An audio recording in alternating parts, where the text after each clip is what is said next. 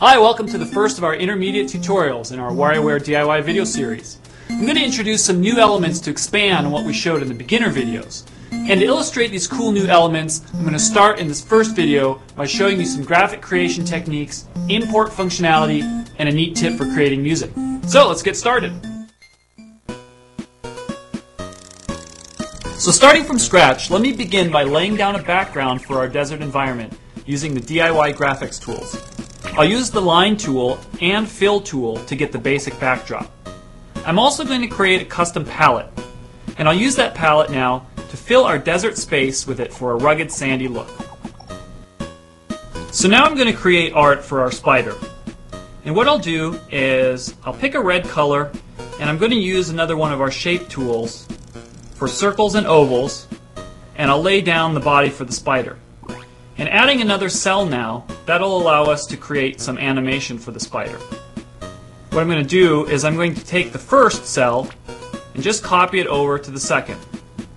Now in addition, I can use the move tool to frame the spider again, and in the second cell I'm just going to transpose it a bit so that when animated it gives the impression of a real moving spider.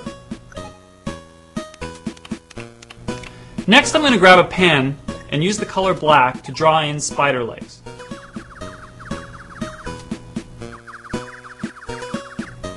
Now in the second cell, what I'm going to do is use the trace tool so that we can reference the art from the first cell. And that way I'll be able to draw in the spider legs to make them look like they animate. And we can remove the trace tool display, and then switching back and forth we can see how it looks when it animates. Next I want to add an enemy for our spider to munch on, but we're not going to draw it. We're going to import it. That's right, in DIY you can borrow any of the assets in any microgame or even music from any of DIY's records to be used in whatever you're making. If you're good at programming AI but bad at drawing, borrow some art from a Metroid game. If you're good at art but terrible with music, you can grab some groovin' tracks from another game. Anyway, let me show you how to import an enemy for our game. Now going into the DIY shop, remember that any assets from any of the games can be imported. We'll go ahead and jump into a Zelda game, and from the assets available here, I'll pick out an enemy that I think will work well for my game. So, back here in the graphics area of the home screen, we've got all our assets ready to go. Now, having completed our assets, we have a good feeling for the setting and characters in our game. I want to go ahead and take a quick little break before we finish to show you a cool way to create music for your game. Here in the music area, you'll find this little guy. This is the Maestro. We're going to use the Maestro to create music for our game. And here's the song that he's created for us.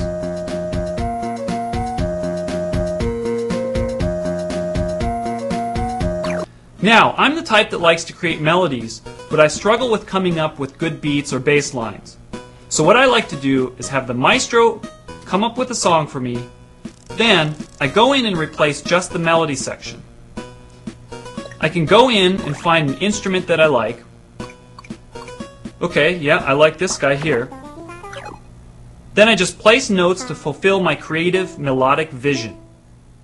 The Maestro can really help carry some of the load in music creation, and you can take on whatever element of the music you want and let him do the rest. Okay, let's hear what it sounds like.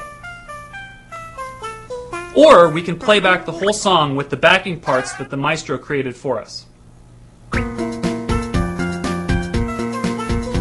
Not too bad if you ask me. So that's it for the first part of our spider game. We learned some new graphical techniques and we just touched on importing. We also learned about using the Maestro to help create music. In the next video, we're going to start putting all of our elements together into an actual playable game, so be sure to check it out. See you then.